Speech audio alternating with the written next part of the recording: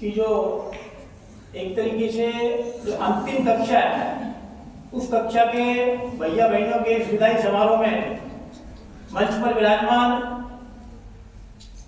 विद्या भारती के जिले के अध्यक्ष महोदय, स्थानीय विद्यालय के व्यवस्थापक महोदय और अन्य महानुभाव और आप सभी देश के जिन्हें भविष्य कहा जाता है उन सबको सजाने और संवारने में एक अनुशासन के रूप में और एक अच्छा नागरिक के रूप में तैयार हो सके, ऐसा श्रम करने वाले सभी गुरुजन और दीदियों को हार्दिक वंदन और प्यारे विद्यार्थियों। वैसे तो इस कार्यक्रम का स्वरूप और इसमें विदाई समारोह से मैं व्यक्तिगत रूप से इसलिए सहमत नहीं हूं कि विदाई समारोह जैसा कोई विषय नहीं होना चाहिए। मेरा व्यक्तिगत इसमें मानना है कि जो पुरानी शिक्षा पद्धति देश में चल रही थी, जो अब समाप्त हो गई, नहीं लागू हो गई, लेकिन पूरी तरीके से समाज में वो दृश्य नजर आए, उसमें समय लगेगा। तो केवल विदाई समारोह कहकर आप इस कार्यक्रम को छोटा करते हैं, क्योंकि स्कूली शिक्षा के बाद यानी अब आप एग्जाम देंगे 12वीं कक्षा के, उसके बाद आप पूरी तरीके से स्वतंत्र होकर अपने जीवन की दशा और दिशा तय करने वाले हैं। तो विदाई जैसी कोई चीज नहीं है। जीवन की नई चुनौतियां एक नई शिक्षा पद्धति में और नई शिक्षा के पैटर्न में आपके सामने आने वाली है। आज की जो कॉलेज शिक्षा है उसमें किसी भी प्रकार का बंधन आपके सामने नहीं रहने वाला। जिस प्रकार का एक ड्रेस कोड का बंधन हो या एक निश्चित टाइमिंग का बंधन स्कूली शिक्षा में होता है, उन सबसे आप आज के बाद मुक्त हो जाओगे और अपने जीवन की दशा दिशा खुद सक्षम होकर तय करने की स्थिति में होंगे। लेकिन एक कहानी मैं आपको बताता हूँ। एक नाम आप लोगों ने सुना होगा, चार्ली चैपलिन। चार्ली चैपलिन एक मशहूर हास्य कलाकार था। उसमें इतनी क्षमताएं थी कि वो बिना किसी प्रकार के संबोधन के, बिना किसी प्रकार के शब्दों के मंच पर खड़ा रहकर 1.5 से 2 घंटे तक सामने बैठे हुए श्रोताओं को हंसाने का मादा रखता था। एक बार उसे अमेरिका की एक प्रतिष्ठित कॉलेज में व्याख्यान देने के लिए बुलाया। जब उस कॉलेज के मैनेजमेंट के पदाधिकारी उसके पास गए और उसे आग्रह किया, विषय बताया, तो चार्ली चैपलिन ने उनसे कहा कि मेरा ये विषय नहीं है, कि भाषण देने का काम मुझे नहीं आता, मैं तो एक हास्य कलाकार हूँ। लेकिन मैनेजमेंट के बार बार आग्रह पर वो उस कार्यक्रम में आने को सहमत हुए। चार्ली चैपलिन जब उस कार्यक्रम में आए, सामने हॉल पूरा भरा हुआ था और भरा भी उन लोगों से था जिन्हें आज हम युवा कहते हैं। वो जो ही मंच पर आए चार्ली चैपलिन, तो भाषण देना उनका स्वभाव नहीं था, उन्होंने एक चुटकुले से अपनी बात प्रारंभ की और पूरा चुटकुला सुना दिया। सामने बैठे हुए सभी युवा साथी हंसने लगे और जब उस हॉल में पिन ड्रॉप साइलेंट हो गए, सभी हंसकर रुक गए। उसके बाद चार्ली चैपलिन फिर प्रारंभ होते हैं, वही चुटकुला बिना एक भी शब्द का हेरफेर किए दोबारा सुना देते हैं। दूसरी बार में केवल वही युवा से जिनको पहली बार में वो चुटकुला समझ में नहीं आया था। फिर दूसरी बार, तीसरी बार फिर चार्ली चैपलिन ने वही चुटकुला प्रारंभ कर दिया और तीसरी बार चुटकुला समाप्त हुआ तो कोई भी नहीं ऐसा। चार्ली चैपलिन यहीं नहीं रुके, उन्होंने चौथी बार भी उसी चुटकुले को कहना प्रारंभ कर दिया और जो ही उन्होंने चुटकुला प्रारंभ किया तो सामने से, क्योंकि युवाओं में ज्यादा सहन शक्ति की स्थिति आज नहीं है, युवाओं ने हुटिंग प्रारंभ कर दी। चार्ली चैपलिन ने अपना चुटकुला वही समाप्त किया और एक लाइन में अपना पूरा भाषण उस उद्बोधन जो देने आए थे उन्होंने पूरा कर दिया। चार्ली चैपलिन ने कहा, जब आप एक चुटकुले को सुनकर 4 बार हंस नहीं सकते तो आपके जीवन में आने वाली किसी भी छोटी सी परेशानी को लेकर आप जीवन भर रोते रहते हो कि मेरे लिए संसाधन कम है, मेरे सामने ये परेशानी आ गई, मैं अब कुछ नहीं कर सकता। एक हताशा और निराशा के दौर में आप लोग चले जाते हो। तो जीवन एक असीम संभावनाओं का एक ऐसा मैदान है जिसमें आपके लिए हर क्षेत्र में संभावनाएं उत्पन्न है। एक छोटा सा प्रसंग, एक दृश्य में आप लोगों के सामने रखता हूँ।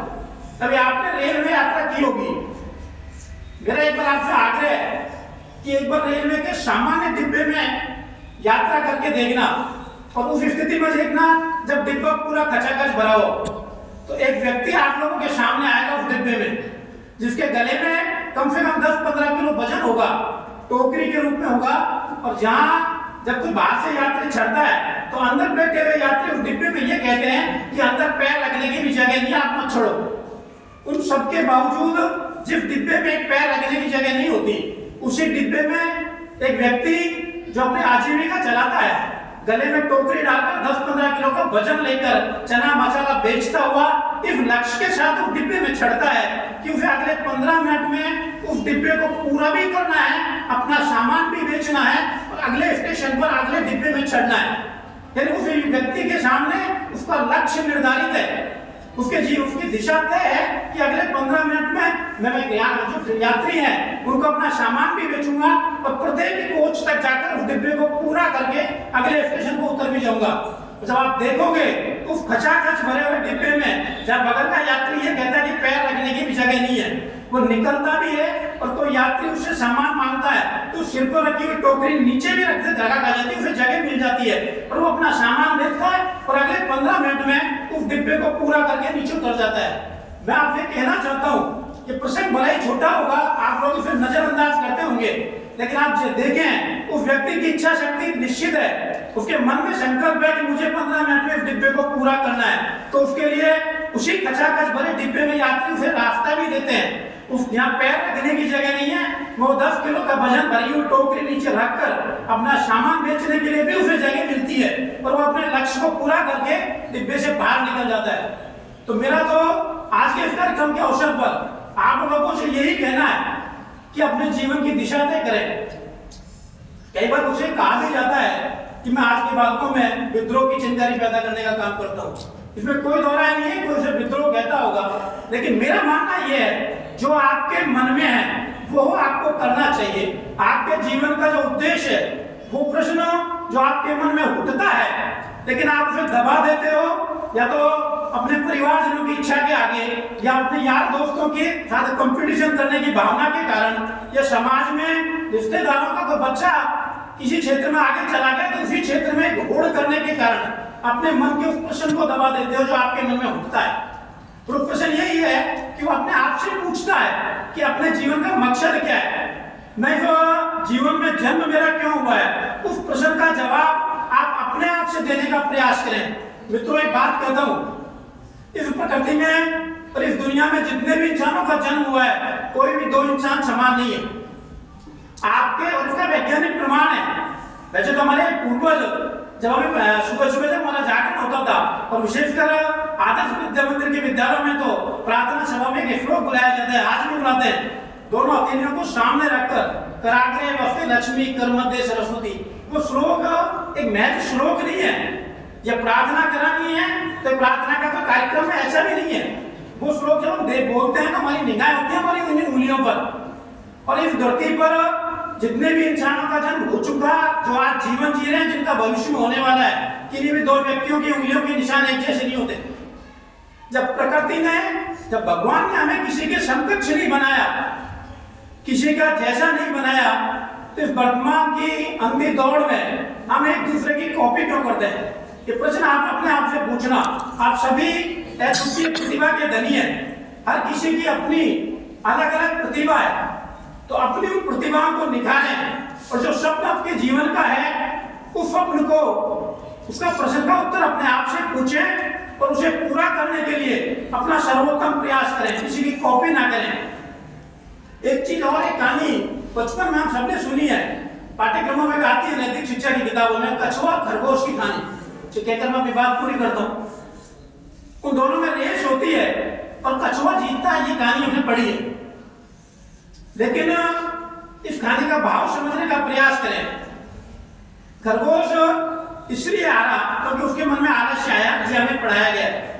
लेकिन मैं आपसे पूछता हूं, अगर खरगोश की रेस कछुए के साथ न होकर अगर हिरण के साथ हो रही होती तो क्या उस खरगोश के मन में आलस्य पैदा होता क्या?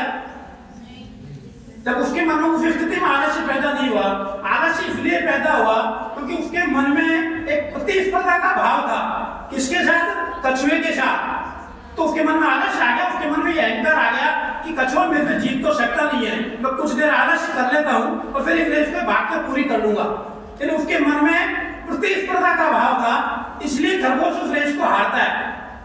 दूसरी ओर कछुआ कछुआ अगर यही सोचता कि मैं खरगोश को तो कभी हरा नहीं सकता, तो रेस शुरू करने से पहले ही उस दौड़ से बाहर हो जाता। लेकिन कछुए के मन में सिर्फ एक चीज थी कि मुझे खरगोश के साथ कोई प्रतिस्पर्धा नहीं करनी, मुझे तो अपना सर्वोत्तम प्रयास करना है। और उसे नाम दिया है अनुस्पर्धा, यानी कछुआ अपने आप से अनुस्पर्धा कर रहा था। वो अपना खुद का जो सर्वोत्तम प्रयास वो कर सकता था, उस चीज को ध्यान में रखकर उसने अनवरत रूप से दौड़ना प्रारंभ किया, तो कछुआ रेस जीत जाता है। तो इसलिए आप किसी से प्रतिस्पर्धा ना करें, करनी है तो अनुस्पर्धा करें और वो अपने आप से करें, क्योंकि सामने वाले से संघर्ष करने में व्यक्ति को कभी जोर नहीं आता और नहीं किसी साहस की आवश्यकता रहती है। अगर मुकाबला अपने आप से होता है तो ही जोर आता है, तो ही साहस की आवश्यकता रहती है।